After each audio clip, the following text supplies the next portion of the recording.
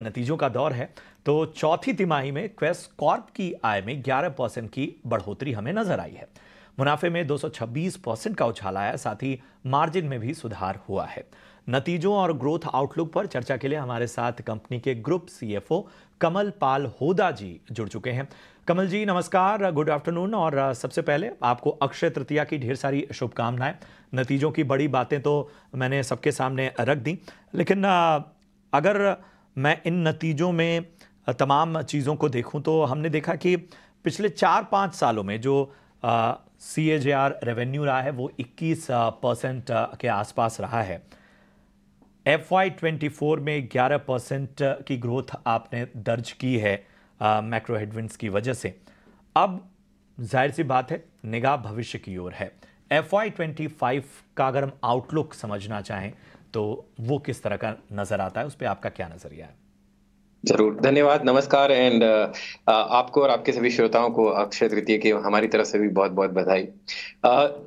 जैसा कि आपने कहा कि ग्रोथ 21% कैगर रही है क्वेस की पिछले 5 सालों में। और अगर हमारा बिजनेस अगर देखें, large part of our business जो है वो जुड़ा हुआ है इकोनॉमी की स्ट्रेंथ से और स्ट्रक्चरल ग्रोथ से। तो आने वाले साल में जो इन्वेस्टमेंट्स इंडियन इकोनॉमी में प्रोजेक्टेड हैं, स्पेशली मैन्युफैक्चरिंग में, यूटिलिटीज में, इंफ्रास्ट्रक्चर में, तो ये जो तीनों एरियाज हैं ये एम्प्लॉयमेंट इंटेंसिव एरियाज हैं। इनमें जैसे जैसे कंट्री की निवेश इन्वेस्टमेंट्स बढ़ेगी वैसे वैसे एम्प्लॉयमेंट अपॉर्चुनिटीज कंट्री में बढ़ेगी, और वही क्वेस्ट का कोर बिजनेस है।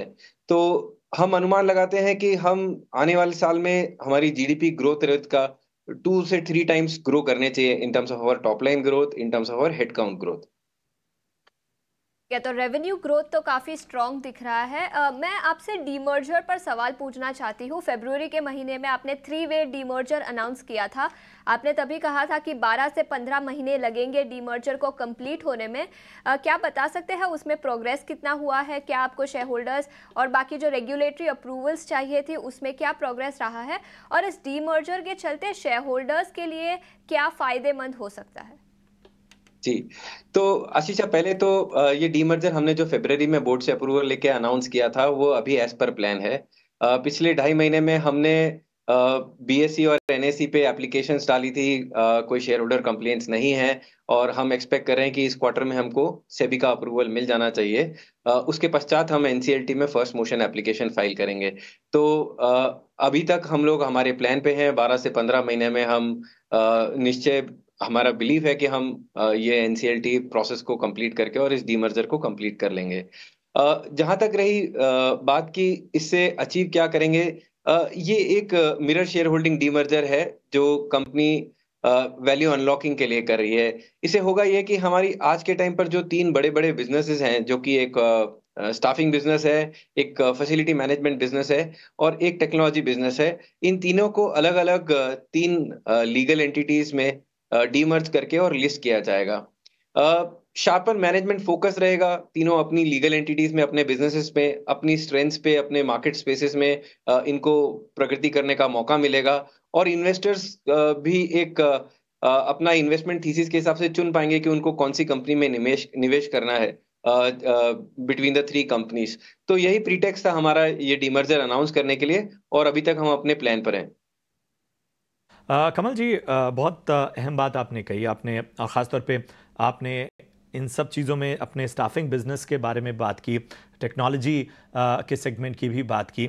हम स्टाफिंग बिजनेस में तो एक अच्छा खासा जो है वो ग्रोथ देख रहे हैं, लेकिन ग्लोबल टेक और प्रोडक्ट सेगमेंट थोड़े म्यूटेड रहे हैं। तो अब इस हिसाब से आगे किस तरह का नज़रिया बन रहा है? और ज़रा एक बेसिक सवाल मेरा ये है, क्योंकि आप लोग एक ऑब्जर्वर भी हैं, ट्रेंड्स भी पकड़ रहे हैं, ओवरऑल किस तरह का जॉब मार्केट अभी चल रहा है? जी, तो पहले आपने जो सवाल पूछा ग्रोथ प्रोडक्ट लेड बिजनेस से मैं शुरू करता हूँ। प्रोडक्ट लेड बिजनेस में फाउंडेड जो हमारा एक SaaS बेस्ड प्लेटफॉर्म है, काफ़ी अच्छी प्रगति कर रहा है। Q4 में हमने मार्केट को गाइडेंस दिया था कि हम ब्रेक इवन के नज़दीक पहुँच जाएँगे, और मैं बहुत ही उत्साहित हूँ सबको बताकर कि हम ब्रेक इवन तक पहुँच चुके हैं। On a non cash basis हम ब्रेक इवन है Q4 में, और Q4 का जो सेल्स है फाउंडेड का वो 50 करोड़ का एक माइलस्टोन जो है वो क्रॉस कर चुका है। तो फाउंडेड उस मार्केट में जिस साइज पर अभी है उसके लिए रनवे ऑफ अपॉर्चुनिटी काफी बड़ी है ग्रो करने की। और अगले साल में भी पिछले 3 साल में फाउंडेड ने लगभग 40% कैगर पे ग्रो किया है। तो हम फाउंडेड जो हमारा बिजनेस है उससे यही उम्मीद करते हैं कि वो अपना ग्रोथ मोमेंटम कंटिन्यू रखेगा। जहां तक आपने ट्रेंड इन हायरिंग की बात करी, सो अगर हम क्वेस्ट की बात करें तो हमने क्वेस्ट को एक जो स्टाफिंग बिजनेस है उसको एक वर्टिकलाइज अप्रोच में इस साल के बिगनिंग से पिछले 12 महीने से देखना चालू किया है। तो 4 जो हमारे बड़े वर्टिकल्स हैं, BFSI, manufacturing, retail and telecom, ये चारों ही वर्टिकल में काफी अच्छा हेडकाउंट एडिशन देखने मिला है। बीएफएसआई लगभग 1,20,000 हेडकाउंट पर हम पहुंच चुके हैं और बाकी तीनों वर्टिकल्स जो मैंने बताए वो सभी वर्टिकल्स 50,000 से ऊपर पहुंच चुके हैं। जैसा कि मैंने बात किया कि जो कैपिटल एलोकेशन बजट में लगभग 11 लाख करोड़ का टारगेटेड है towards infrastructure and employment generation, तो उससे मैन्युफैक्चरिंग में काफी अच्छी अपॉर्चुनिटीज, जॉब अपॉर्चुनिटीज क्रिएट होती हुई दिखती हैं। तो इन चारों वर्टिकल्स में हम काफी बुलिश हैं। आईटी सर्विसेज में जैसा कि आपने देखा होगा, टॉप 5 आईटी कंपनीज ने लगभग 70,000 headcount year on year D growth दिखाया है। तो वहां थोड़ा सा अभी भी जो डिमांड है वो म्यूटेड है। बट इंडिया में GCCs are actually covering up the space that IT companies have created, because GCCs लगभग 1.6 मिलियन हेडकाउंट तक पहुंच चुकी हैं। तो हमारा अगले साल में फोकस रहेगा कि हम GCC मार्केट में जो है अपना शेयर कैसे बढ़ा सकें क्वेस्ट का। तो रेवेन्यू आउटलुक तो काफ़ी स्ट्रॉन्ग है। मैं आपसे और एक सवाल पूछना चाहूँगी, जो डीमर्जर के बाद क्वेस्ट जो मेन एंटिटी रहेगी, रेवेन्यू प्रोपोर्शन जिसका सबसे ज़्यादा रहेगा, एनालिस्ट का मानना है कि ये सेगमेंट 17 से 20% का रेवेन्यू ग्रोथ रिपोर्ट कर सकता है अगले कुछ 2 से 3 सालों में। आपकी क्या राय रहेगी और कितना रेवेन्यू ग्रोथ ये सेगमेंट रिपोर्ट कर पाएगा? जी आशीषा, अगर हम हमारा भी पास्ट ट्रेंड देखें तो ये सेगमेंट जो जनरल स्टाफिंग सेगमेंट है इंडिया मार्केट का, वो हमारे लिए इतना ग्रो किया है पिछले 5 सालों में कैगर ग्रोथ पे। और सारे जो टॉप इकोनॉमिक इंडिकेटर्स हैं, चाहे आप कैपिटल आउटले के मैंने बात की, जीएसटी कलेक्शन देखेंगे, पिछले महीने का लगभग 2 लाख करोड़ पहली बार क्रॉस किया है, 15% ऊपर है GST collection year on year. Direct tax collections 18% ऊपर है ईयर ऑन ईयर। तो सारे जो टॉप इकोनॉमिक इंडिकेटर्स हैं, टोल कलेक्शंस में देख रहा था लगभग 35% ऊपर हैं ईयर ऑन ईयर, 65,000 करोड़ तक पहुंच चुके हैं। तो सारे इकोनॉमिक इंडिकेटर्स जो अभी हैं वो काफी अच्छे दिख रहे हैं। सो बेसिस ऑल दिस हमारा बिलीफ है कि हम जो ये आपने ग्रोथ रेट बोली, high double digit growth rate, वो हमारे स्टाफिंग बिजनेस में हमें लगता है कि हम अचीव कर पाएंगे। आपके इसी जवाब से मेरे मन में एक सवाल आया, क्योंकि अच्छा खासा अनुभव आपको रहा है, हम ख़ासतौर पे देखें फाइनेंसिंग में या फिर बिजनेस कंट्रोलिंग में, फाइनेंसिंग रिपोर्टिंग में लगभग 2 दशक से ज़्यादा का अनुभव आपका है। भारत की ये जो ग्रोथ स्टोरी है, भारत को जो एक मौके के तौर पर पूरी दुनिया देख रही है, उसमें आपकी कंपनी किस तरह से नए लक्ष्यों की ओर बढ़ रही है? क्या चीजें ऐसी लग रही हैं? और थोड़ा मैं क्रिटिकल भी होना चाहूंगा, आपको लगता है कहां सुधार करना चाहिए?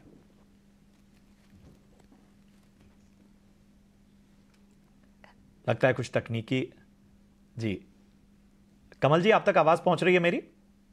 जी हाँ, कुछ क्षणों के लिए आपकी आवाज चली गई थी। ठीक है अपना सवाल कृपया रिपीट मैं ये जानना चाहता था कि आप तमाम बातें बता रहे थे कि भारत की इस ग्रोथ स्टोरी में किस तरह से कंपनी को कितना अच्छा जो है वो फायदा मिला है और किस तरह से आप आगे बढ़ रहे हैं। अब अगर हम इस ग्रोथ स्टोरी में आगे के बड़े लक्ष्यों की ओर देखें तो किस तरह की तैयारी है? और थोड़ा मैं क्रिटिकल भी हो जाऊं अगर इस पूरी ग्रोथ स्टोरी में, आपको कहां लगता है, क्योंकि इतना लंबा चौड़ा अनुभव है आपका 2 दशकों का, आपको कहां लगता है कि सुधार करना चाहिए? अगर हम क्वेस्ट की बात करें, देखिए हमारे चारों वर्टिकल्स जो हैं वो अपने आप में इंडिपेंडेंट और स्केलेबल वर्टिकल्स हैं और हर एक की जो फोकस एरियाज हैं वो अलग हैं। अगर मैं जीटीएस से बात करूं तो जीटीएस में हमारा वर्टिकल फोकस रहा है मार्जिन एनहांसमेंट का। हमने ऑलरेडी लगभग 18.5% एबिटा मार्जिन रिपोर्ट किया है Q4 में, और वहां पर जो है फोकस अभी है इंटरनेशनल मिक्स इंप्रूव करने का, both on CXM and EXM side of the business.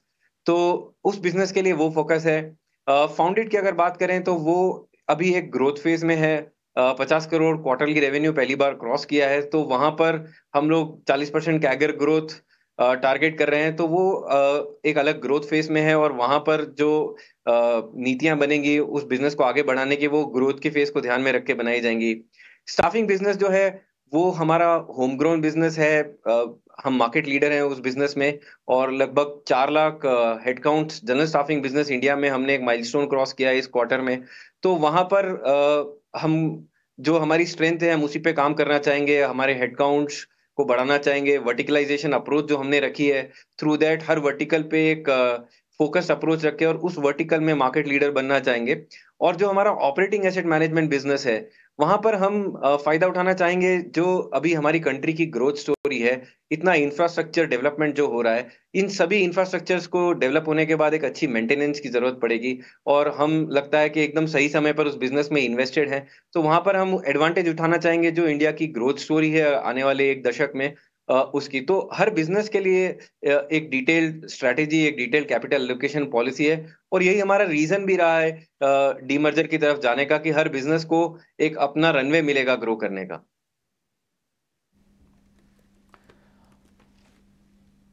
बहुत बहुत शुक्रिया करेंगे आपका कमल जी, हमें समय देने के लिए और विस्तार से हर पहलू पर बातचीत करने के लिए। आपको, आपकी कंपनी की पूरी टीम को हमारी ओर से ढेरों शुभकामनाएं। कारोबार में इसी तरह से तस्वीर आपकी बेहतर और बेहतरीन बने और भारत की ग्रोथ स्टोरी में आपका योगदान और ज़्यादा शानदार रहे, यही हमारी शुभकामनाएं आपको। बहुत बहुत शुक्रिया हमसे जुड़ने के लिए। चलिए, और इन सब के बीच में ज़रा क्वेस कॉर्प पर एक व्यू ले लेते हैं। हमारे साथ अंशुल जी ही फिलहाल बने हुए हैं। अंशुल जी, बताएं कैसा लगता है आपको ये स्टॉक का? फिलहाल आज के बाजार में हम बहुत हल्की तेज़ी देख रहे हैं, बताइए यहाँ से कुछ खास नज़रिया। देखिए प्रशांत जी, क्वेस कॉर्प की अगर बात करें तो लास्ट मंथ जो कैंडल की फॉर्मेशन हुई थी वो 20% ऊपर जाके हुआ था और एक कंप्लीटली बुलिश कैंडल थी मंथली चार्ट पे, लेकिन उसको किसी तरह का फॉलो थ्रू मूव नहीं मिला है। और डेली चार्ट पे देखूं तो थोड़ी सी नेगेटिव फॉर्मेशन है और ये सिर्फ इसलिए कि डेली चार्ट पे थोड़ा सा एक्सटेंडेड है, ओवरबॉट कंडीशंस में आया है, तो इसमें डिप्स पे बाई करना चाहिए। समवेयर अराउंड 605 से 600 के बीच में डिप मिल जाती है तो बहुत बेहतरीन बाइंग की अपॉर्चुनिटी होगी इस स्टॉक में। जब अपसाइड बनेगा बाई ऑन डिप के बाद तो 708 रुपए का पहला टारगेट बनेगा, तो 600 के अराउंड बाई करना है। स्टॉप लॉस बनेगा 575 क्लोजिंग का और 708 का टारगेट बनेगा। टाइम फ्रेम 1.5 से 2 महीने पकड़ के चलिए कि 1.5 से 2 महीने में टारगेट अचीव हो जाएगा। जी, तो ये है नज़रिया क्वेस कॉर्प पर इस वक्त अंशुल जी की तरफ से आता हुआ।